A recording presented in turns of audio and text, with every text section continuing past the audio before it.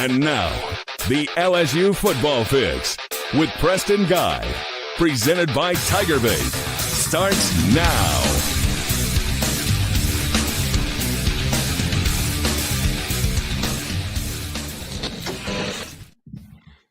And welcome in to your LSU Football Fix. I'm Preston Guy, host with you every night, Monday night at 8 p.m. on the TigerBait YouTube channel. Join with me tonight, as usual, is not Zach Nagy. We have Chris Gordy filling in for Zach. Chris of Locked On SEC Podcast has been nice enough to join us, and I'm very excited to have Chris on tonight because we're going to talk heavy, early, and often about the transfer portal and all these names out there. And Chris is, of course, he's very familiar with LSU, but he's knowledgeable about, for a living, he talks about every team in the SEC on a daily basis. So very excited to have him on. Chris, what's going on, man? What's going on, Preston? Good to be here, man. I've been on with Mike a couple times doing his show, and good to be on. And I think last time I watched one of y'all's videos, it was the most depressing, somber video ever. I think it was, you had Zach, you and Mike talking about Bryce Underwood decommitting and going to Michigan. I think it was like the most depressing video I couldn't turn away. But yeah, good to be more cheerful and happy on this episode. It's, certainly better mood today than I don't think the mood could have gotten any worse amongst a 3-game losing streak and losing Bryce Underwood. That was a rough show, but I'll tell you what, it was our biggest show of the year. It was absolutely colossal. So in terms of paying the bills, we were doing pretty good, but it's great to have you tonight. Of course, I already see people asking about, names. They're tweeting at you names and stuff. And look, we're going to get to all of that. Before we get to our rundown tonight, I want to let y'all know our show is presented by, of course, Celebrity Theaters. They are our title sponsor, guys, and they make everything we do possible. Remember, as Louisiana's only locally owned and operated theater, there's certain things that you're just going to be guaranteed with every experience, like a cleaner facility, better pricing, superior customer service, state-of-the-art technology, of course, the largest arcade in Baton Rouge, a bar featuring beer, wine, frozen drinks, oversized leather reclining seats, and, of course, the Dolby Atmos 3D sound system. All right. Let's talk a little bit about Nussmeier and his future with LSU. I think we're honing in on a decision, but we'll talk about that. We'll top the show off with that. I want to talk a little bit about LSU players going in the portal. LSU's, of course, up to 12 players have entered the portal, with 2 more entering today. Officially, they all entered, but they had declared beforehand. Today was the first day you could actually physically put your name in. We're going to talk a few bowl targets for LSU. I think that's the discussion that gets, doesn't it get wild and wacky every year, Chris? Yeah, no doubt. I mean, look, we're just coming off of 48 hours of complaining about Alabama should have gotten into the playoffs, so it's only going to get wilder. Well, we might touch on the playoff talk too. That is on my list here, but it's kind of LSU's not in the playoffs, so it's not the priority for us tonight. And of course, we are going to talk about LSU's bowl game, where LSU got matched up against its former defensive coordinator, Dave Aranda, and the Baylor Bears in the Texas Bowl. And that's right up the road from you, Chris. You're in Houston right now, aren't you? Yeah, 10 minute from here, I could be at NRG. So look, I mean, it's funny thinking back to some of the Texas Bowls that LSU's been in. One was it was Texas Tech and Patrick Mahomes. We had little clue that he was going to become what he was. And then the one a couple years ago where we had a shell of a roster putting a wide receiver at quarterback and just trying to get through a miserable game against, was it Kansas State? So yeah. But the tailgate was off the hook. Alex Bregman had a little exclusive tailgate we were at, and we were having fun with him. That was fun. But yeah, hopefully this one is a little bit more fun go around for LSU fans. Man, has Alex Bregman really been there 10 years, man? That time flies by. How much longer though? He's I got word that he's probably going to make a decision this week on his next team, because they were waiting for the Juan Soto domino to fall. And yeah, I mean, it's everything from the Red Sox and the Yankees to the Arizona Diamondbacks. So we'll see where he ends up. But I got a feeling if the Yankees are spurned by Soto going to the Mets, that they may go, you know what, give Bregman $200 million. Let's go. You think he tops 15 years, $765 million? What? It's probably not going to be long before we see like the first American athlete sign $1 billion contract. Or Shohei Ohtani just re-ups to $1 billion in a couple years. But no, Bregman will probably he's going to turn 31 at the start of next season. So he's wanting that 7-8 year deal. The Astros were willing to go 6, but we'll see where he ends up. Yeah, absolutely, man. Well, I'm rooting for him wherever he goes, man. It's kind of one of those stunning moments. You look up and you realize, man, has it been that long for Bregman? But good for him having a nice long career. Hopefully Skeens and company Dylan Cruz join him in not too long. All right, guys, let's I have an exciting announcement tonight before we dive too deeply into the show. If y'all didn't see my tweet earlier, TigerBait has partnered with LSU's collective, the Bayou Traditions Collective. This is a partnership we're very proud to announce because the Bayou Traditions Collective, if you're not aware, helps raise awareness. That's the point of our partnership, I should say, is to help raise awareness for how fans can help provide funds to the NIL for athletes, right? Of course, it's selected student athletes on campus, all contributors who support Bayou Traditions through the options listed in the link below, which I'll show you what's in the link below in just a second. You're going to get 4 TAF points for every $1,000 contributed. These points will count towards your lifetime philanthropic total. Okay, so I just wanted to take a second to show you the Bayou Traditions Collective website. A lot of people aren't aware of it. If you're not aware, it's BayouTraditionsCollective.com. And donating is as easy as going on here, hitting the link. It's going to actually redirect you to TAF's website. They have a partnership through TAF to help raise funds. That's why you're getting this 4 points per $1,000 contributed, right? So you get to pick your fund. If you're a baseball fan, you get to do that. The football fund is a little bit down here. If you want to, get soccer, whatever it is, donate to your fund. There's even an option if you look here to donate to like the Livy Dunn fund, the Livy fund, which I found pretty funny, as if she needs that money, right? And look, you simply just create account, you fill out your name and information, you put your password in, okay, and here's your payment. You can do bank account or credit card, either way.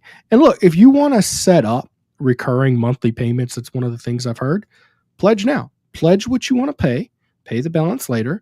The TAF team will follow up with you to help raise funds. So if you want LSU to be great, support the Tigers through the Bayou Traditions Collective. Can I add something there? I think the Livy Dunn fund, I'd actually read through it. It was more of a push to get more donations to the female athletes. So I don't think that's going just to Livy. It was more supporting the female athletes with her fund. But I will say they've done a great job. I like the TAF points. If I could tell them one thing they could add that I'm seeing that other SEC schools are doing, Ole Miss's fund does this, Florida's NIL group does this, and Auburn's group does this. If you're a donor, they set up monthly events with the players.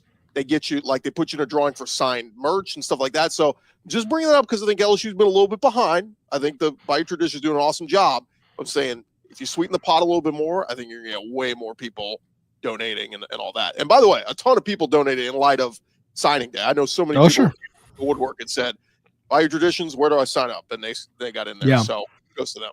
Well, and look, let me give you all some background as to what I've learned in, talking with the collective and what I've learned through the grapevine and other sources. I mean, it only got set up 3 years ago, just like everybody else's. And early on, it's been a lot of chasing after the big fish, and they are working to get, better opportunities to go after people. Of course, there's a lot of legal litigation battles going on right now. It's very likely that collectives may be banned in July. Who knows, right? Of course, it's up to the courts, and this is not very predictable. But I can tell you this: there is a serious push right now for LSU to collect as much as they can before that date, because you can divvy up the funds and give it out once it's collected if it becomes illegal. There's no you're going to collect the funds and you don't get to use it. Athletes don't get the money, but of course, there's going to be a mad rush to do it. So I can tell you this: LSU is actively looking to be more aggressive in the portal this time than they were a year ago. And that's going to be a big deal. I'm talking to, people behind the scenes. LSU's excited about what they can do in the portal. I think that Brian Kelly and coaching staff, they're well aware. Wait, Chris, how much pressure do you think, not being in Baton Rouge and covering all these SEC teams, how much pressure do you think is on Brian Kelly to make the playoffs next year? I think massive pressure. I think that's, that has to be the goal. And the problem is your three previous predecessors all won a championship by year 4. Nick Saban, Les Miles, and Ed Orgeron. And so, Brian Kelly, you have a better winning percentage than I think most of them, not Saban, but most of those guys in terms of his, coaching record. And the thought was within 4 years here that he would be able to win a championship. He won the SEC West. He had a Heisman winner. It's not like it's been completely void of success. He's had great success here. I'll just tell you, man, it's hard to win in the SEC. At 10-2, we know is the minimum to get in. But God, look at LSU's schedule next year. It's another brutal one. Like it's going to be tough in the SEC. It's basically the same schedule as this year, just reversed. You got to go on the road for SEC. Now they got to go to Clemson next year. And Chris, I don't know about you, I'm so gosh darn tired of LSU opening with these big openers. Like the way I keep on putting it to people is, if you're part of your job as an administration, look at your coaching and look at their strengths and weaknesses. Clearly openers and having the team ready for openers is a weakness of Brian Kelly. So cancel it. I support the weakness. Call Southeastern, call Nichols. Let's get somebody on the schedule. Cancel Clemson. Bama fans have been complaining about this the last 48 hours. Cancel all tough non-conference games. Play the bare minimum, because SMU did it, Michigan did it, Indiana did it. Or Michigan not this year, but last year played Bowling Green and ECU, and they got in the playoffs with one team. So clearly, the committee doesn't care about strength of schedule. Just play whatever slappy. Schedule Catholic High. We'll play them week 1, and we'll see what happens. But yeah, LSU next year at Clemson, at Bama, at Ole Miss, at Oklahoma, all potential losses. At Vandy, they should be better, worse with Diego gone. But then you're home against A&M, who is a force every year. Home against Florida, DJ Lagway, probably only going to get better. Home against South Carolina, Lenora Sellers, probably only going to get better. And Arkansas, who looking right now like they're going to bring back Taylon Green, they're going to bring back Jaquinda Jackson, and bring back Bobby Petrino. Like that's no cakewalk. I think Vandy's your easiest game there, and that's it. I mean, it is absolutely a murderer's row, and I don't think 8-4 is going to cut it. The way I have put it is, in my opinion, I think fan support matters more than it ever has in this era of NIL collectives and donations and whatnot. Now, depending on what the court says, and it might transition more from personal people making donations to how well can you organize and structure businesses to line up NIL sponsorships, because the plan is they're going to use revenue sharing next year, and that's a capped amount, which of course having a cap changes your dynamics just wildly. Around 20 million a school, and people keep asking about it. It's for all sports. It's not just football. So you want to pay some baseball players? That's coming out of that kitty. So you definitely have to be smart how you spread it around. And I've been told that so many programs have set up what they call a general manager, like Austin's been at LSU before. Like you've got to be able to manage your money and basically allocate. Well, we can't pay a quarterback $1 million because this offensive lineman we're paying $200,000, and it's managing a salary cap. That's why NIL is so important. And to your point earlier, like if the government steps in and starts to cut that down, then you're really starting to tighten the rope, because then it's like, well, if we can only use this 20 million of revenue share for all sports, then it's getting really tight. Well, what was eye-opening for me as I discovered more about this collective situation is the revenue sharing. That 20 million, I believe it's 22.5 million is what it would be next year, but it's supposed to the cap is supposed to rise until it gets to 30 million, but they're deducting the scholarships as part of that revenue being shared. And each scholarship is worth look, if I'm not mistaken, during a 4-year career, it's like 250,000, right? It's all things included. So you deduct that, and they're increasing the scholarship amount. So football is going to have I think they're probably going to settle on something like 120, which that scares me, because that kind of has Bear Bryant energy to it, doesn't it? You know, I mean, imagine Nick Saban stockpiling on 120 scholarship players. My God. But anyways, there's that. But you know, sports like baseball, you're not going to be looking at your cat just made a cameo. Oh, that's funny. 11.7 for baseball. That's going away. You're going to be in the 30s. So the amount you're spending on scholarships is going to go up dramatically, and they have to deduct that from the 22.5. So it's not going to be this colossal play. It's going to be probably, if I had to guess, somewhere in the 10 million area for how much the scholarships are going to deduct from that. So yeah. I'll say this, looking at it, if legislation passes the way it is, and I'm no legal expert, I don't think you're a legal expert. If you are, well, come teach me some, right? I will add, I think, you know, one of the things we talk about political races and all this, and I don't get into politics at all, but one of the repercussions of Ted Cruz winning re-election in Texas is he has been one of the big staunch supporters of we need legislation. And look, Greg Sankey has been pushing it too. Yeah. I would tend to lean towards, I don't want government interfering with things, but when you've got the freaking CEO of Oracle coming out and he's a billionaire writing a check for a recruit, I do think we need to wrangle that in a little bit. I mean, you get a little too ridiculous here. And so we'll see. But yeah, Ted Cruz winning re-election, Tommy Tuberville, those guys are very much on board with, we need some kind of cap here, something to say you just can't have billionaires coming in and buying recruits. With no cap, no structure. No, here's the deal, Chris. I have a strict no politics policy with my platform that I have.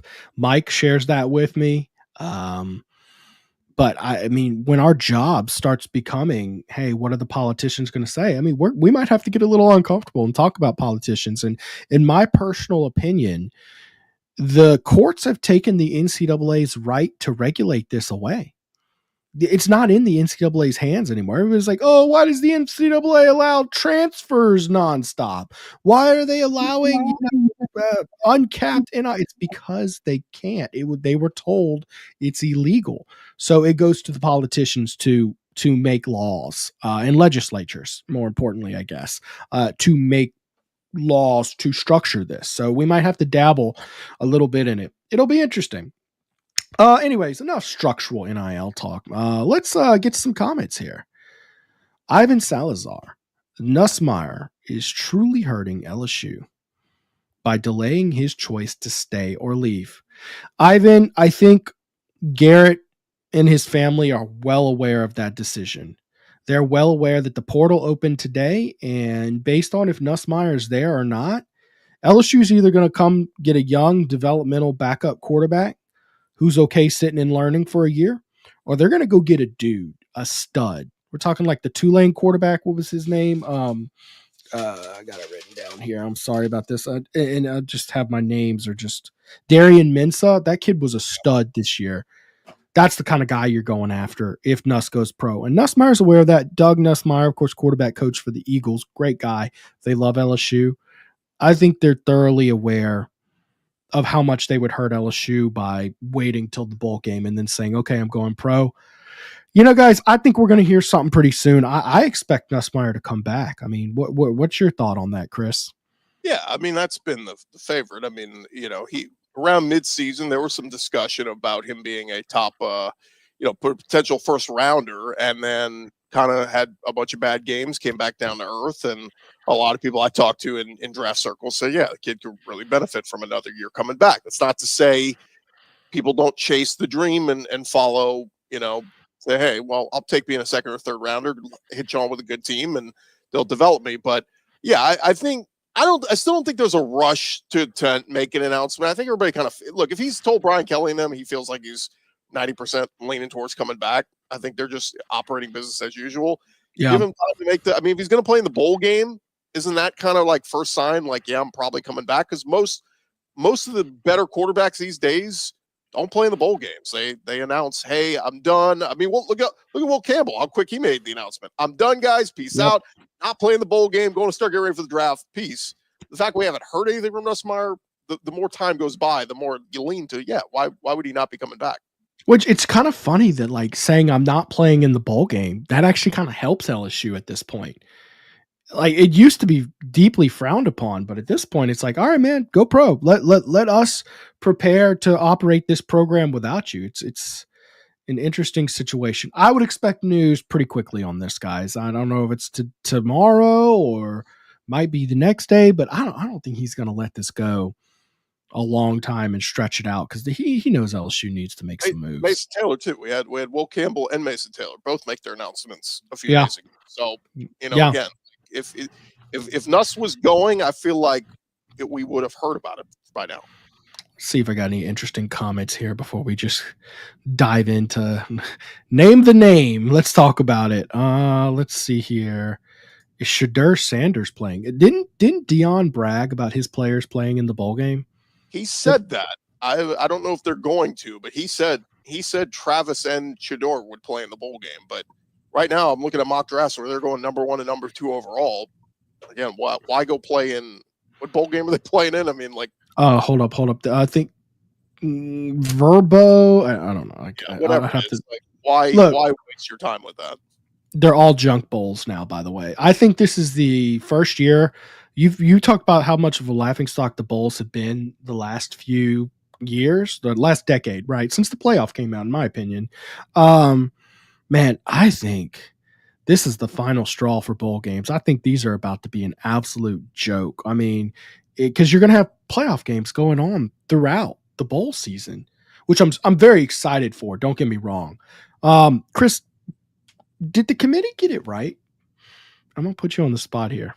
Yeah, of course they did. I mean, look, Bama did not, and I'm SEC through and through. I think as much as they wanted to preach resume and their quality of wins, I think bad losses cancel out quality wins. And so as much as we can go, Bama beat Georgia.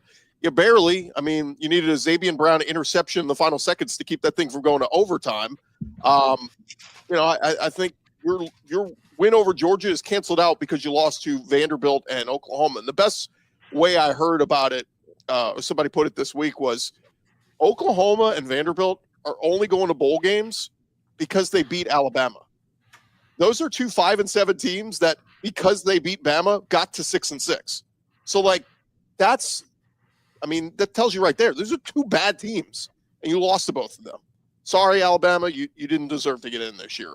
But I do think there is a deeper conversation to be had moving forward about resumes, and we got to stop rewarding the Indianas who beat 0 ranked teams all year, and they're automatically in. Penn State, who, my God, do you know how long it has been since James Franklin beat a top 10 team? I think it's been 7 years. You got to go back almost a decade. He constantly falls upward. James Franklin every year loses to Ohio State, loses to Michigan, loses whatever ranked team he plays, but then wins the rest of them and go right. Penn State is known for going 10-2 every year. They're just a shoo-in to get to the playoff every year if he keeps doing that.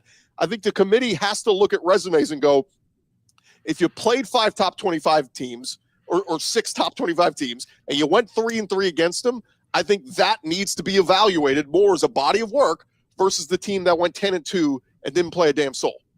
I think a big part of the problem now too is these conferences are too damn big. I mean, you got 18 teams in the Big Ten. Sure, the Big Ten's tough. It depends on what your 8 teams you landed on, though. I mean, you could land on a cupcake schedule. I mean, that's what happened to Indiana this year. They landed on a bunch of cupcakes and got to play Ohio State, and they got their butts whooped. Here's the phrase.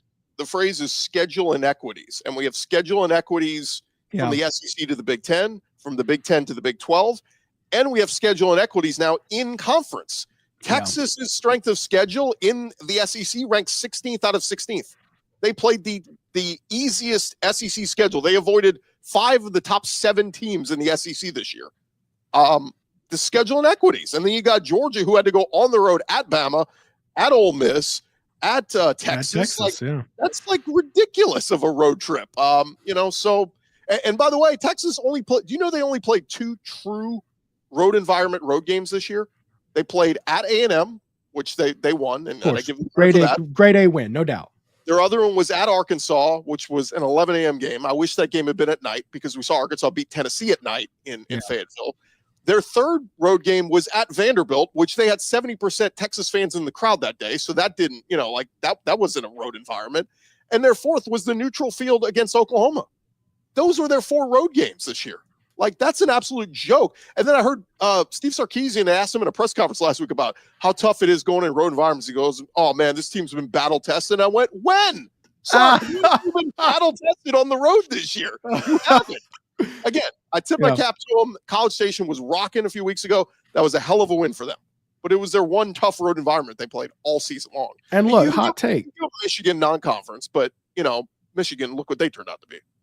Hot take, stop with the stupid neutral site stuff. One of the most exciting parts of this playoff is you get 4 true road games. Like, you get Indiana at Notre Dame. How an in-state matchup? How exciting is that? And then you get in Tennessee at the Horseshoe. Man, I wish we could just get stuff like that normally. Last take on the playoff that I've got.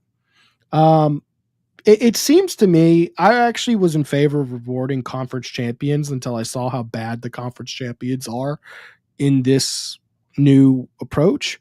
And what I'm realizing is, man, Oregon's getting punished for rewarding the conference champs instead of getting, a gimme of, Arizona State or SMU or whatever, getting them in the second. They have to face the winner of Tennessee, Ohio State. Meanwhile, Arizona State's right next to them getting a bye. And they can't get Arizona State in the second. Look, that's the part that really makes me think you need to do away with conference champs getting a bye, because I compared it. It's like in the college basketball tournament. You know how, like, when you win the SEC tournament in basketball, you get an automatic bid. Mm-hmm. This would be like you would get an automatic bid and we move you to a 1 seed. Like, no, we don't do that in college basketball. Why do we do that in football? Like, why do you move to the front of the line just because you won your conference? Like, nail on the head, man. Absolutely. And look, automatic bid, I'm fine with. Give me 5 automatic bids, the highest G5, and then your 4 conference champs. I'm fine with the automatic bids. Here's a crazy idea, Preston. You know how they just put out the rankings 1 through 25 on Sunday? Yeah. How about you take the teams ranked 1 through 12? Aren't those the 12 best teams? Well, hold up now, because there is a cannibalization aspect. Okay. I think if you're a Power 4 conference, right, I think that it is fair to say your champion should get a chance, because what if the teams just cannibalized each other? There's an argument that happened to the SEC, but shouldn't you get a chance to determine, well, this is our best and we're going to send them? If you're good enough, be ranked in the top 12. That's all like if you went undefeated in the MAC and you're not in the top 12, then you don't deserve to be in the playoff. I'm sorry. Yeah. I just, no, look. Look, 1 G5 team, not a G5 from each. And like, that's the one I'll concede. You have a G5 team ranked in the top 12, though. Where's Boise ranked? Right. No, I'm fine with that. No, they're, what is that? 10th, 8th, something, 9th, something like, anyways, they're high enough to be the 3 seed. I'll tell you that much, which again, that's kind of where I'm getting at. Like, it's a little ridiculous that Boise gets a 3 seed. Yeah, Boise should be they're the 9th ranked team. They should be 9 going to Ohio State.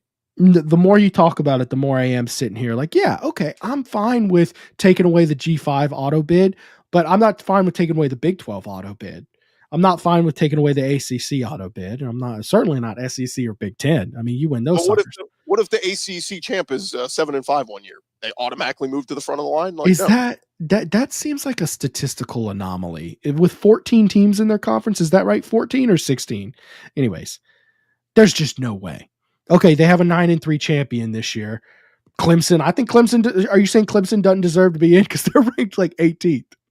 If they don't hit that field goal and they lose to SMU, they're not in. So, yeah, 56-yarder. That kid's a stud. What is it with Clemson and these stud kickers, man? They've had a few guys over the years. They're going to go get their brains kicked in Austin in 2 weeks. Sure, but they deserve the chance to get their brains kicked in. Fire 3449. Hit that like button, y'all. If you're enjoying the show tonight, I certainly appreciate all y'all watching. Y'all make sure to hit the like button so it helps with our algorithms and all that good stuff. Robert, I guess that's Buchan, probably Buchan. Other than Nuss, who do y'all expect to return next year? Well, that's a loaded question. I'm trying to. Well, I think Emery Jones, Aaron Anderson. I love me some Aaron Anderson, but Emery Jones, I think, is the one with his. He's really juggling his decision. I think. I think he really could benefit from coming back, especially the rumors that NFL folks see him more as a guard. Let him get a whole season at guard next year and be awesome, because he was not awesome this year. Like, he was very good. He was not awesome. So I think legitimately, if he were to go pro, there's a chance he drops to the second or third round. And I think him coming back, he could slide inside the guard, and there's a chance he's a first round pick. I think there's something to gain there, but I think that's a legitimate 50-50. And I think Nussmeier will be back. I'm not thinking of any other guys who are like NFL early entrants that are juggling their decision. Of course, LSU lost CJ Jane. You know what? This is a great segue. I wanted to take a segment to talk about who LSU's losing to the portal primarily, but that's a great segue into that. Before I do that, we got to take a quick ad break, and I'll be right back. Okay. So first and foremost, got to talk about our friends, Strubies. Let's see if I can find their graphic here. Strubies. All right, Tiger fans, this season we're proud to partner with Strubies on all of our shows this football season. They're located on 107 3rd Street in downtown Baton Rouge. Strubies prides itself on providing a 5-star dining experience for a reasonable price. Strubies is locally owned with ownership in the building daily, taking a level of pride in its food and service you're just not going to see from a corporate establishment. Strubies features a full menu of specialty meats, including USDA Prime Black Angus steaks, 100% certified Wagyu New York strip. For those looking for something outside of red meat, they offer items such as the dry-aged pork chop, black truffle lobster pasta, redfish, and plenty more. Book your reservation online at Strubies.com. Make sure to let them know TigerBait sent you in. All right, guys, got to talk to y'all about Rejuvame Health. Be right back. At Rejuvame, we specialize in medically monitored hormone and weight loss therapy, giving you the energy you need for all life's challenges. Let us be your age-defying clinic. Restore me, refuel me, Rejuvame. RejuvameMedical.com. Looking to rejuvenate your health? Try Rejuvame Medical. Their expert team offers GLP-1 medications for weight loss and wellness. Feel your best at Rejuvame. Visit RejuvameMedical.com today to get started. And guys, if y'all see the little tiger head behind me wearing his old school 1970s LSU hat, guys, y'all probably don't need two guesses to guess where I got that from. I got that from the best place to shop as an LSU fan, Alumni Hall. Guys, Alumni Hall, man, they've got it all, guys. I've told people it's like Willy Wonka's Wonderland for an LSU fan. Your ultimate shopping destination for LSU fans. They've got it all. Nike gear, Champion, Johnny O, On Reserve, Peter Millar, Southern Tide, all the nice polos you've been looking for, hats, Yeti, and LSU gear that just comes in daily, including the yellow jerseys that LSU wore a few weeks ago. You can get yours, link in the description of this video. Do not forget to use promo code TigerBait to get 10% off your purchase, and more importantly, let our sponsors know that their sponsorship dollars are being put to good work. And of course, guys, finally, y'all know who makes our show possible. It is Celebrity Theaters with locations in Baton Rouge and Ruston. Guys, they've got their weekly specials. They've got Senior Savings Day, where it's $5 for all patrons over the age of 55 on Monday. Tuesday is discounted movie tickets and concessions for all. Half-priced arcades on Wednesday. And of course, Thirsty Thursday on Thursday at the Baton Rouge location, where they have discounted beer and frozen drink products.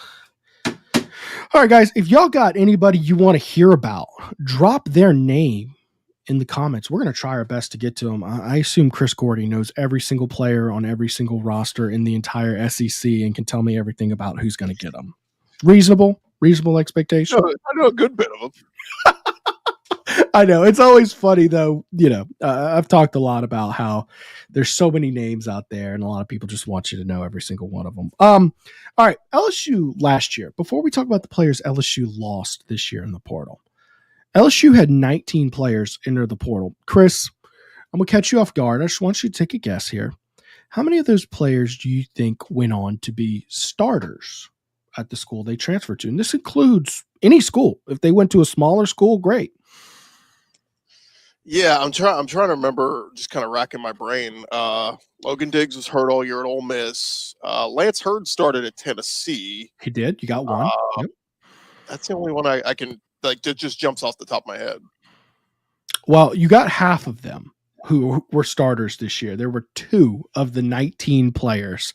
Now, a few were backups, played in a game here. Ryan Yates got 12 tackles at Cal. Lance Hurd and Deuce Chestnut, who Deuce Chestnut went to Syracuse, went back to Syracuse, and he actually had a really good year. But I think there's a strong argument. Maybe Deuce is more of an ACC type player than an SEC player. The ACC, you just can't cut it down here. Yeah, I think there's SEC and the receivers you have to cover. You got to be built a little different. Maybe that's why LSU struggled so much over the years. But yeah, none of these guys did anything. I mean, Denver Harris barely played for UTSA. Yeah, I mean, let me pose this to you: if you could have had any of those guys that left, who would you have liked to have had? Lance Hurd. I think it's fair. Now, Lance Hurd was a starter. Again, sophomore, but he graded pretty low. I think he was Tennessee's lowest graded offensive lineman this year. So particularly now when you're set to lose 4 starters, maybe 3, but 4 probably in that number range. Yeah, you would love to have Lance Hurd back on your roster. So I would have liked to have seen Mac Markway stick it out with the he left right before the season. Chris, I think LSU's really good at tight end. By the way, you know who entered the portal today? The dancing queen. That's right, Danny Lewis. They should call him Dancy Lewis, the guy who, of course, when BK first got the job at LSU, went viral, probably in a bad way. We'll call it a bad way for dancing on the 360 spin. Yeah, dude, if BK just kind of would have been just cool about it and not gone. Yeah, it probably would have been fine, but it got over 3 million views. And then he committed to Bama. So he's back in the portal. And look, notably, do you remember when Brian Kelly took the job at LSU and 3 Louisiana wide receivers and Danny Lewis all committed to Alabama? Do you remember that? Yep. Guess what? Yeah, guess where all 4 of them are at now? Or have been, I should say. The portal. They've all been in the portal now. Danny Lewis and, of course, Kendrick Law enters the portal. Would you take Danny Lewis back? Yeah, but not as like an invest resource into guy. And I think the same applies for Kendrick Law. And I'm told, LSU would be, open to either. But these are not guys who have produced for Alabama. It's been 2 years now. So just talk tight end real quick. You lose Mason Taylor. Yep. You got Trades Green, who you feel really good about. Had sure. Some nice moments this year. You got Kamari and Pimpton. Yeah, Danny JD Lewis. LaFleur. You have LaFleur. Yeah. I think you got to find out very quickly who's your best pass catcher and who's your best blocker. You got to figure it out very quick. Absolutely. And look, JD LaFleur is probably a developmental prospect. So you see that as, okay, I would like that. Now, I'm going to tell you this, Kamori and Trades, they are not blockers. They are very much so athletic playmaking receivers. Neither one of them are going to be really built to be true great blockers. Let's see if we got any comments here. Bilbo Baggins, Walker Howard going to ULL, and yeah, we've been talking about that for a while at TigerBait. Yeah, I think that's been lined up for a while. That was I had heard that rumor about a month ago, and that was the whole reason Ole Miss was they were putting Austin Simmons in the game as the backup ahead of Walker. Yeah. That hey, you're leaving. Austin Simmons is our future, so we're going to get him reps. Similar to how AJ Swan got backup reps for LSU, because you saw just shortly thereafterward Ricky Collins goes in the portal. And look, I was at spring practice. You cannot convince me AJ Swan was truly beat out Ricky Collins for that backup role. I mean, look, I don't want to dog on a kid or say anything bad. Based off what I've seen, he's not very good. He's not really cut out for the SEC. I mean, based on what I've seen, he might develop. He was look, he got experience starting at Vanderbilt. They were not good, but he had SEC experience, and so I see what Brian Kelly and them were going for. But yeah, this season, the two moments when Nuss got hurt and he had to leave, I'm like, put Ricky in. Let's see what you got in him. I'd rather go down with the ship with Ricky than with AJ Swan, who I know can't throw the football. Like, there was a point in the OU game, I was ready to see what Colin Hurley could do. I mean, that's I know he's a very young freshman, and you should set your bar low for what he would be able to do. But my goodness, I mean, AJ Swan missed who was it? Tight end Mason Taylor by like 8 yards. Yeah, my guy Sean Salisbury, who hosts our morning show here, coached Colin in whatever that was, the All-Star high school game. Yeah. It's not like the Army game, but it's an all-star game, right? Yeah, he came back raving about. He's like, LSU has got a unique talent there. Like he raved about the kid. So we'll see. I mean, he's got to stick it out, and we'll see. Hopefully, in a perfect world, Nuss comes back next year, and they start to get Hurley some reps and develop him and see where he is. I got a lot of good questions actually. First off, we're gonna get a couple PTSD names here. Landon Jackson was a guy. You would have loved to have Landon Jackson stay, but that wasn't last year he left. It was the year before. And another guy who went to Arkansas, Dwight McGlothern. Yeah, would have been nice. Landon, by the way, got hurt in their finale against Mizzou, and I never heard the severity of the injury, but good dude. I interviewed him at SEC Media Days. He talked about getting married, and him and his wife bought a house. Really? Yeah, I mean, like, I root for guys like that because they got, head on the shoulders, head screwed on right. Path. You hope he gets drafted in the NFL and has a good career. All right, I'm trying to remember. I think those were both casualties to the coaching change, if I recall correctly. I think it was both. Ogeron got fired, and that Brian Kelly came in, and basically these guys had made up their mind. They didn't know who their coach was going to be. Speaking of coaching change, any coaching news? Well, one domino that was expected to fall by now was John Sumrall at Tulane accepting the UNC job, and that has not gone through yet. Although, did you hear John Sumrall's denial of the UNC job? Yeah, well, then they came out with a statement last night and said he is there long term. He's not going anywhere, and so they wouldn't put that out. I think if he was still flirting with, because here's what I know behind the scenes: he is absolutely beloved in Lexington. Like, if you could ask any Kentucky fan right now, if you get rid of Mark Stoops right now and bring John Sumrall back, they would do it in a heartbeat. I think he might wait this out. He might do one more year at Tulane and say next year, Stoops is going to go sideways again. They're going to fire him at Kentucky, and he'll be the Kentucky head coach. Yeah, we'll see about that. I looked at that post, and I thought it was pretty weakly worded. And he talked to the reporter. He's like, well, if some other newspaper triples your salary, wouldn't you talk to him? I was like, good point. It's being honest. I mean, yeah, I believe it. Oh, 100%. I mean, look, if anybody wants to come triple my salary, adios, Mike. But I'd rather that than say I'm not going anywhere. I'm the head coach at LSU. I will be the head coach at LSU, and then you're the Miami Dolphins head coach. Right. Well, and look, then there's denials that like set yourself up for failure once you take the opportunity. Like, and those are the ones I really believe is when you sabotage. If you were to go take it, like Mike Tomlin he was asked about the LSU job. I was like, man, I ain't taking no college job. Come on, go ask Belichick about a college job. See what he says. And it's like he basically was like trashing on college jobs. It's like, okay, well, I believe that guy. I believe him. Belichick interviewed for the North Carolina job. He could end up there. Which seems so odd to me. I don't know that that's a fit at all.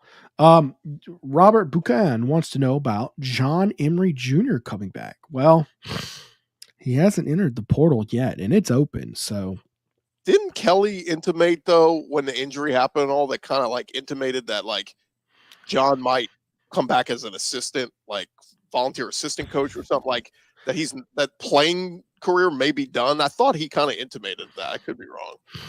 I don't recall. If someone remembers the exact comment, I don't recall anything of that age. I do recall hearing that he would get a medical red shirt and have another year available should he want it. But, there's also a question, does he want it? Does he want that? I don't know. Look, John Emery has been beaten up. he has taken a beating on and off the field. I wouldn't blame the kid if he wants to walk away at this point. I mean, especially after he has arguably his best bounce back game. Let's put it like that. I think he had a good game against Vanderbilt or something in 2020. But his best bounce back game as a Tiger and against USC, and tears his darn ACL. I mean, talk about bad luck for John Emery. So it is possible, but I think someone else asked a question, probably a very interesting question. What about Trey Holly? Trey Holly is an interesting one. The way I understand it is he's on the team. I think he's a guy they're looking forward to having back, but he's still got pending legal issues, guys. And I think they just said, let's just take a red shirt. Let's get these issues worked out, and we'll get you back next year. You hadn't heard anything different on Trey Holly, have you? It's been quiet for a long time. No, and to be honest, I mean, if you're an LSU fan, I mean, aren't we all Caden Durham truthers? Like, we want to see Durham get a full workload. I think you still want to see what you have in Caleb Jackson. And how can you not get ecstatic for the two running backs in this? Like, I'd rather Harlan Berry get some. No offense to Trey Holly, but like, I want to see Harlan Berry get some reps. I want to see JT Lindsay get some reps. Like, that's where I am. Durham, the lead guy, and there's young guys behind him. Yeah, I mean, look, I think that there's no doubt that this will be the best running back core that Brian Kelly's had at LSU.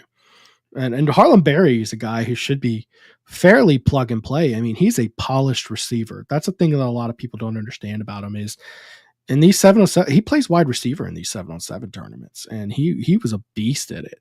So, yeah, I like multiple recruiting guys tell me he is going like impact day one freshman. Like, it probably not starting because you have Durham, but like definitely going to have a role next year. Caleb Jackson might go to, that's a guy we've all had circled on our calendars. It was like Caleb Jackson and Shelton Sampson were like the two everybody talked about. Hadn't happened yet, but I wouldn't be surprised if that goes down. Caleb Jackson, if he comes back, he ballooned up to 235 and everybody was excited about, okay, well, he's going to be a big bruising back, but he didn't provide that bigger bruising that we were expecting. Yeah, where was it? The running dudes over like he did last year? Where was that this year? We didn't see it.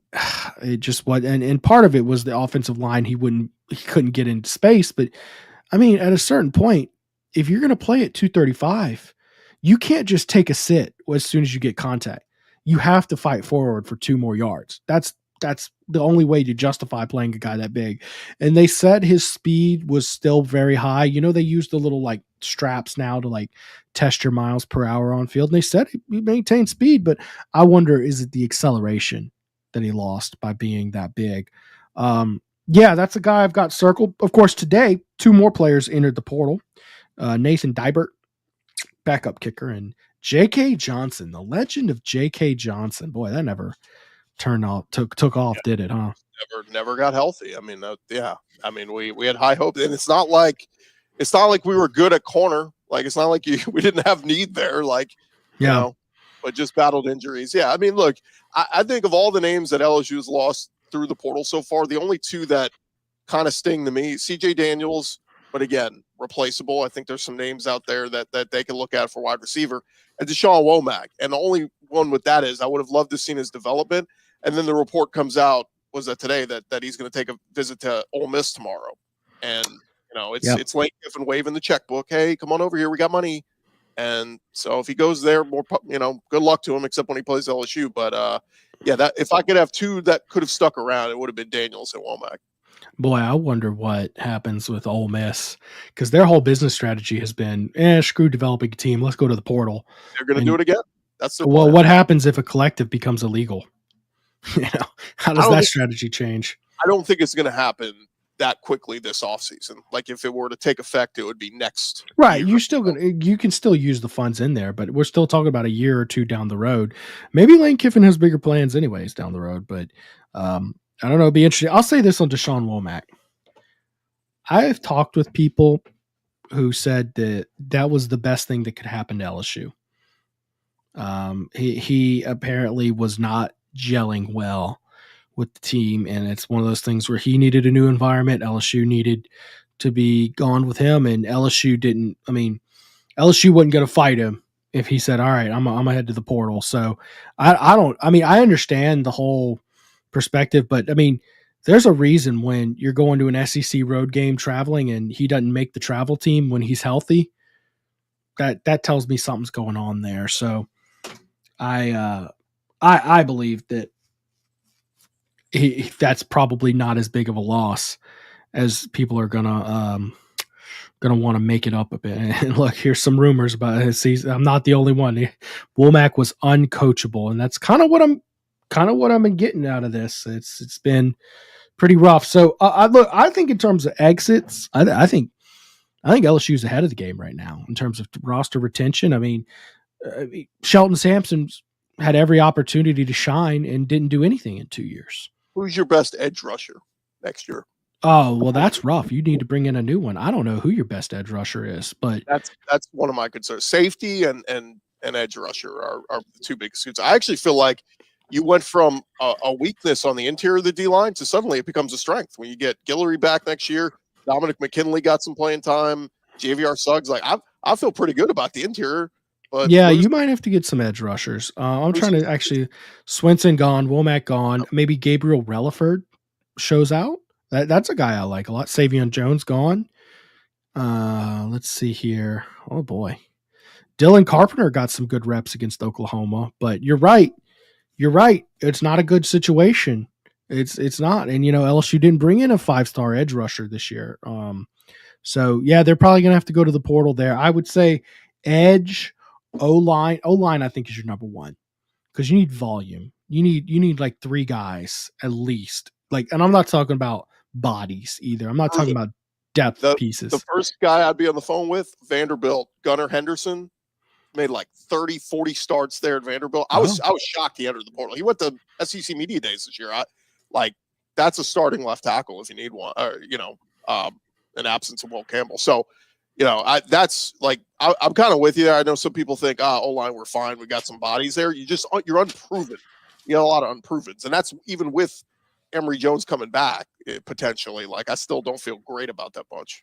Yeah, and there's guys like Josh Thompson out of Northwestern. Got to keep an eye on him.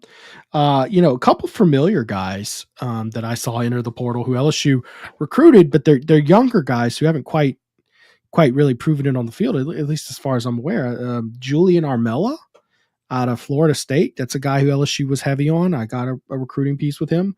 I don't have any information as to LSU's on him or not yet, but just interested. Miles McVeigh was a kid who committed to Bama, but he took official visits to LSU. So lots of names out there. You said someone was asking about Eric Singleton before the edge rusher. What's your take on him? He's a Georgia Tech wide receiver. He reports where he was going to go visit Ole Miss, Georgia, and Auburn this week. He's the number one player in the On3 transfer portal, but no connection to LSU that I've heard. The two I've heard is there's interest with Barry and Brown at Kentucky, 3 seasons in Lexington, track speed. I mean, the kid, I think he was clocked at a 4.28 coming out of high school, like 1,500 yards receiving, 11 touchdowns, over 1,000 kick return yards. So, like, you put him back there with Xavier and just say, you guys just y'all return everything. Like, Barry and Brown would be nice. And then the other one, of course, is the Texas Tech wide receiver, Micah Hudson. Which, by the way, talking with people, there's a lot of confidence. LSU wants him, and there's some confidence that LSU can get him. And remember, LSU's investing in the portal in a way they weren't a year ago. And then the buzz on Jakeem Johnson from Florida, of course, the cornerback, right? Yeah, Corey Raymond recruited there. I mean, that one just seems like a plug and play. But then you talk about, okay, well, should DJ Pickett start day one? Like, is he good enough to start? I'd give him every opportunity to prove it. Yeah. And then, Ashton Stamps and PJ Woodland had ups and downs this year, but do they get better this offseason? So, corner will be interesting too. Jakeem Jackson, and correct me if I'm wrong, he was really good for Florida. He just got hurt this year. Is that right? Yeah, I don't think he played a bunch this year. He had the injury, but yeah, I mean, look, he was the number 4 corner in last year's class, and you lose the kid who flips to Texas last week, this kind of replaces that, and you don't feel as bad and get a kid who's at least gone through a year of practicing with a college team and all that. So, yeah, look, that would be great. And look, I think LSU is going to be competitive for him. And there's the Corey Raymond tie. I do think the whole Florida connection, I think that's, if I'm not mistaken, I believe he's from Florida. I'd have to go back and double check that, but I think that plays a role here. So we'll see on that front here. Let's see if we got any good. All right. Torque Lewis wants to know if I believe in the Collage Cobbins hype. And look, man, Collage Cobbins, we're not talking about a super highly rated. It wasn't like he was a 5-star kid coming in, but he looked good in fall camp, man. I mean, 4-star kid. I think he was like, top 15 linebacker type guy, but we'll see him between him and Davin Keys. Both those kids look good in fall camp. They won some. Devon or Davin? How do you say it? Davin is the way I've said it now. It's one of those syllable enunciation issues. I might be dead wrong. It might be Devon, but I've been saying Davin. So it's Dahvon. That's always so tricky. I don't know. Mike Scarborough is so much better with names than I am. Go ask him, Preston. Next time you're at practice, go, hey, how do you say your name?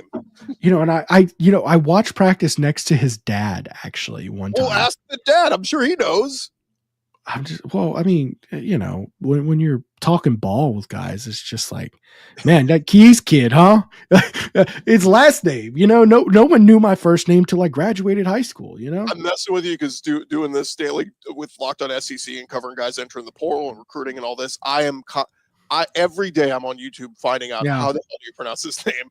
And you know how many videos you watch recruiting and it's just highlights of the kid and no one says his damn name? Like, someone give me the pronunciation of this kid's name. This is why the portal is a little bit of my bane, because like I'll read and study up on kid. There's 1,000 names. Names are a bit of my boogaboo, both in pronunciation and like just recalling names. I will struggle to just the easiest of things I will just struggle to recall the exact name of. Like I remember I forgot Jaden Daniels' name in the middle of 2022. It was like, I know it. I'm just like blanking for a second. Anyways, who's the Ole Miss quarterback who was getting all that Heisman hype a couple years? Matt Corral. Corral, yeah. Man, it was just stuck in my head that his name was Coral. What it is I read about him in recruiting 3-4 years before, and I read his name as Coral.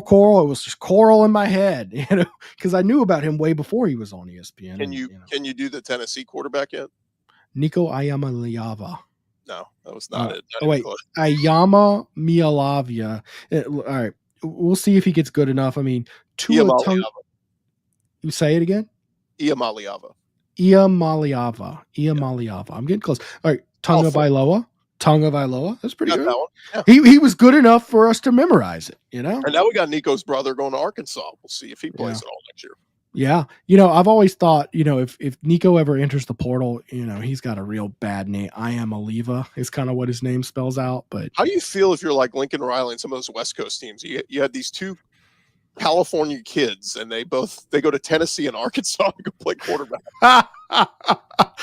Oh man, boy, not much is going well for Lincoln Riley out there. I thought he was going to do a lot better job, especially. I still don't know how they lost that damn game, Preston.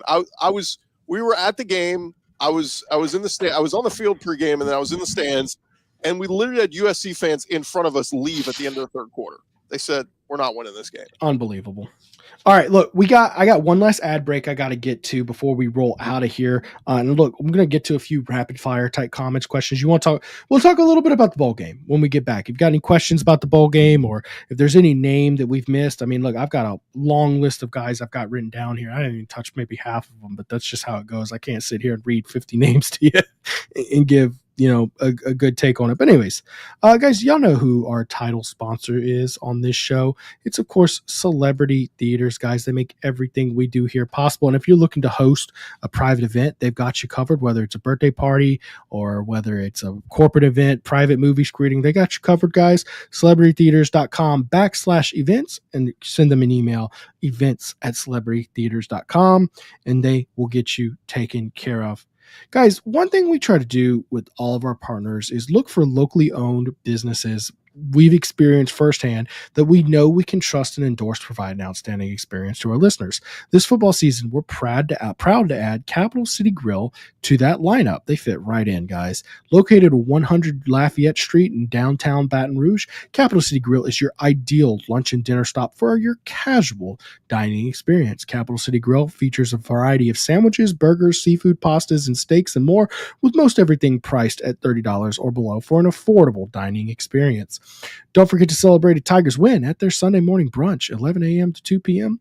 Book your reservation online at capitalcitygrill.net, or make sure to let them know TigerBait sent you in.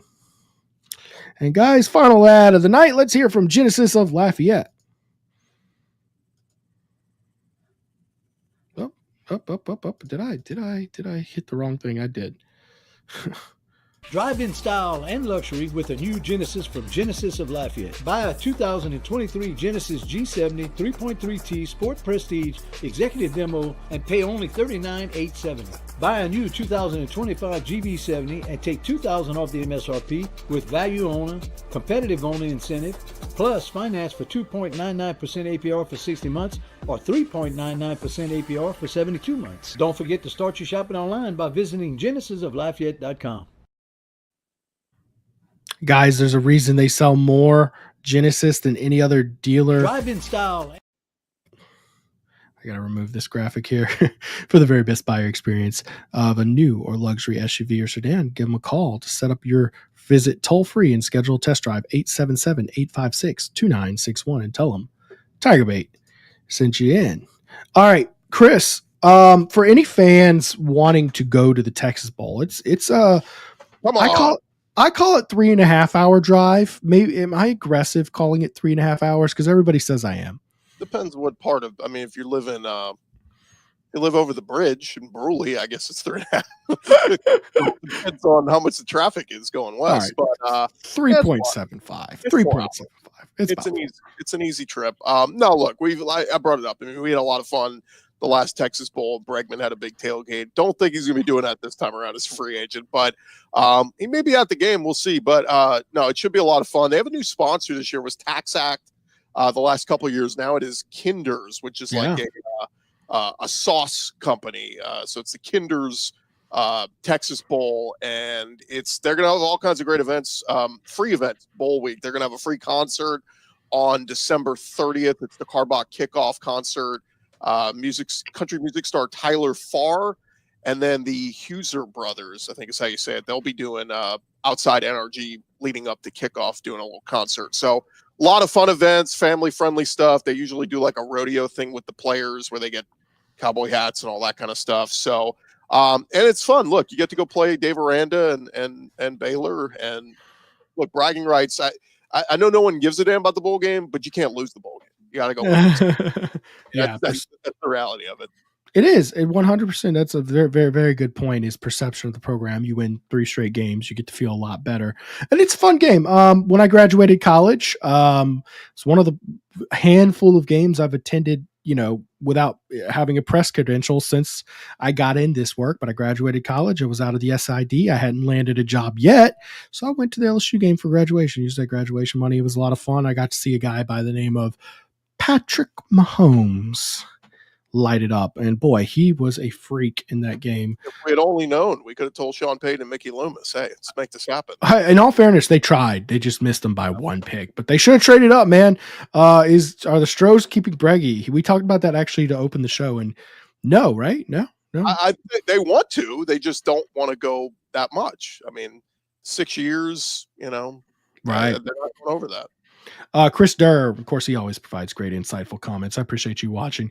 Weeks and Perks are sideline to sideline elite with the defensive linemen we have coming back? Free all them up. Well, you got to get those edge rushers in line. We talked about that earlier. I like Perkins coming back. I almost wonder if you give Perkins a try at star. Where's his announcement, by the way? You're talking about Nuss. Where's Perk's announcement? It's been quiet. That should come out. Come on. Well, I think they're still being worked on, and I don't know that there's quite as much pressure to get Perk to rush his decision out as like Nussmeier's, where Nussmeier, I mean, based on what he decides, you're going two completely different directions in the portal. I mean, I don't think a linebacker won't come because Perkins is here. You know what I mean? Let's see here. There's actually a Snoop Dogg Arizona. Yep. Didn't they have like a Jimmy Kimmel Bowl, but now it's like the Gronk Bowl now or something like that? With Barstool. Yeah. Basically, it's not that expensive to buy naming rights to a bowl game. I think you and Mike should get together and buy the TigerBait Bowl. The TigerBait Bowl. We'll host it right there in Olympia Stadium, and we'll host the worst football team we can get our hands on. Can we do it like like Kent State versus some 1-11 team? That's what I'd like to do. The 8th versus 9th worst teams in the MAC. By the way, I did look it up. A bowl game sponsorships, they start at like $500K. You know how many marketing budgets have $500K sitting around? Yeah, it's not crazy. That's what I said. Barstool, they've bought it the last couple of years. Of course, Pegasus J wants to know if Nuss leaves, then what happens? Of course, I was just touching about that. If Nuss leaves, you got to go get as many portal resources as you can and go out and get the best darn quarterback you can get your hands on. And who is that right now? Maybe Darian Minton, Caden Slater. But Caden Slater's already got a bunch of visits. Remember what I said about the names? I swear to God, I know it's Salter. I just butcher them. Caden Salter out of Liberty. But anyways, he's got 3 visits lined up. LSU isn't even on his radar. Well, right now you're dealing with Auburn because they are on 3 predicted today that they're going to land the Stanford quarterback Ashton Daniels, who's not very good. He was 10 touchdowns and 12 interceptions last year. But they're rebuilding that whole quarterback room. They lost Hank Brown. They lost Holden Gariner. They're going to lose Peyton Thorne. So the report is they're going to add the Stanford kid. They may bring in Salter from Liberty because he played for Hugh Freeze 2 years ago. And they're going after another big name, which my buddy at Auburn won't tell me who it is. But interesting. Well, aren't they bringing in the kid who flipped from Notre Dame, Deuce? Is it? Yeah, right. But Deuce Knight, yeah. They brought in Walker White last year, who was a big 5-star, and like he didn't play at all this year. So yeah, we'll see if they develop. But the one that was crazy today, On 3 came out and projected Jackson Arnold is going to Mississippi State. I saw that. I thought Mississippi State, Michael Van Buren was awesome this year as a true freshman, but it's the connection with Lebby. Jeff Lebby was the OC at Oklahoma when he signed, so he's going to follow Lebby to Starkville. And by the way, that makes Mississippi State a little bit better next year if Jackson Arnold is the guy. I feel. Do you actually think he's better than Van Buren? I mean, right, he's got more experience, but like I liked the trajectory of Van Buren. He played really well in some games this year. So that's a pretty wild one. And then of course there's Darian Mensah, quarterback from Tulane, who was a beast this year. And probably fits the Brian Kelly system a little bit better than Nussmeier, if we're being frank.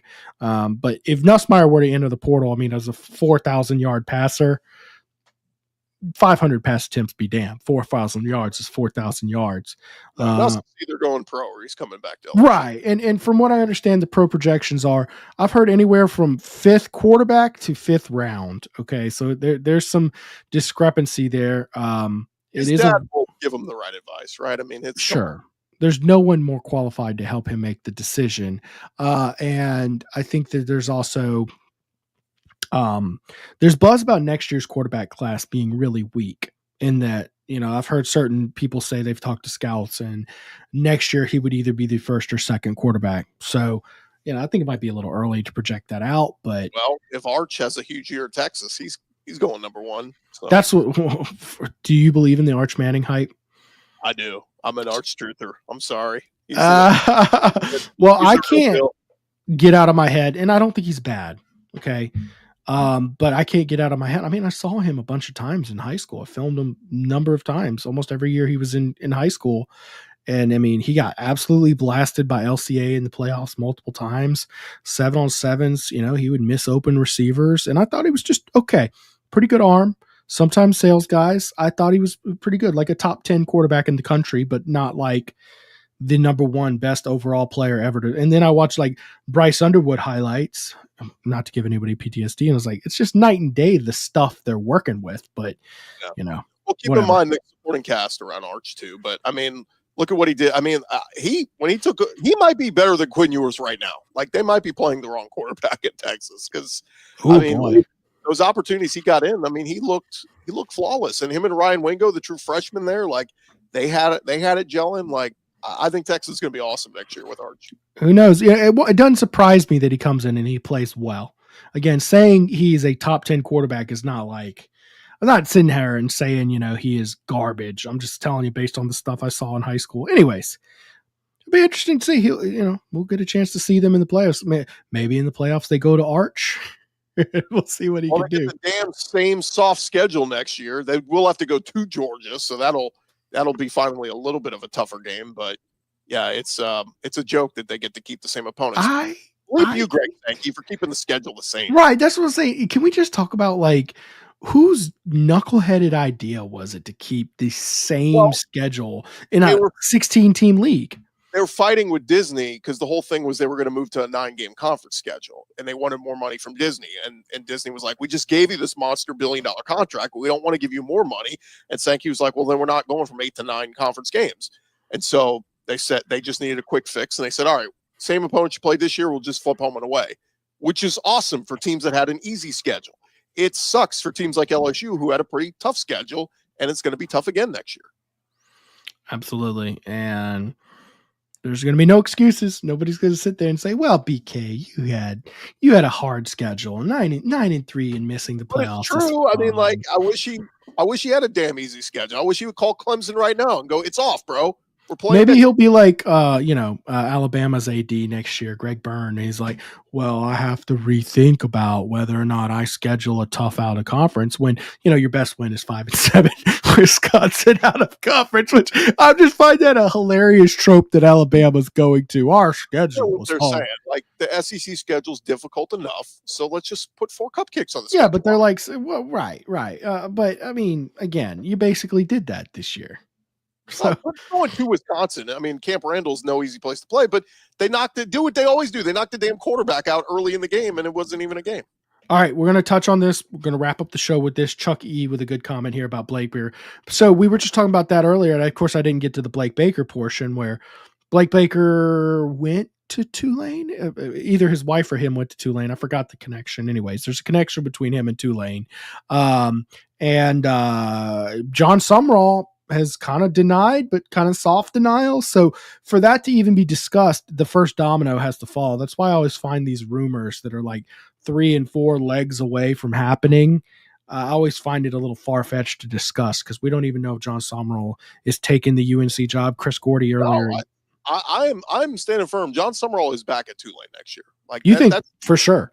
Yeah, I mean, they put out that statement. I mean, Jeff Duncan's got a piece up today saying that keeping John Sumrall is a huge win for Tulane. Like, he informed them, like, we're done negotiating with talking to other schools. Like, this is I'm staying. So, well, there you go. Then that's what I'm saying. The domino didn't even fall. So, like, it's one of those things that's why I'm always hesitant when people are talking about multi-pronged reports. Well, the rumors are that this is happening. And if that happens, then Blake Baker, you know how many things have to line up? When I checked out, all I can tell you is when I popped in with my LSU people, it's not even a conversation. It's not even a conversation yet. So that's where I'm leaning with that. Anyways, guys, I appreciate y'all for watching this show tonight. Appreciate Chris for joining us. Chris, can you tell the people where to find you? Because you're all over the place, aren't you? Locked On SEC. It's right there. Just Google it, find it on YouTube. We got the video version up there. We get some player interviews throughout the year, talk to guys across the SEC, talk big picture stuff. And right now we're all over the transfer portal each day, kind of tracking all the big news from the transfer portal across the SEC, latest rumors, LSU, and everybody else. So Locked On SEC, wherever you get your podcasts. Shout out Carl the Cat. I see he's in the chat. Carl the Cat, Carl Dunn, he already gone back to Tulane. Carl is a regular listener. Great guy, by the way. Daily podcast, right? Yeah, 5 days a week. 5 days a week. SEC, 30 minutes, not like this hour and 14-minute show we've done here, Preston. We're 30 minutes in and out. So, and you can listen to it in the car on the way to work. Mark Comby, good. Chris Garrett, good. It is Chris Gordy. I told you about the names. I just told you. Chris Gordy. Preston Guy, everyone. Sorry, Preston Guy. That's how you pronounce my name in French, by the way, Preston Guy. Anyways, all right, guys. Thank you all. Très bien. C'est un patient de moi. Anyways, guys, appreciate y'all for watching the show tonight. Y'all make sure to go support Chris and all his wonderful work he does. Apparently, there's plenty of fans of his already in the chat. Y'all make sure to hit like on the video to help with our analytics and all that good stuff. We will be back next week, Monday at 8 p.m. Of course, Mike and Buddy will be back on Wednesday night doing their all LSU sports show, TigerBait Live. So see you then. Thank you, Chris, for helping us do our show tonight.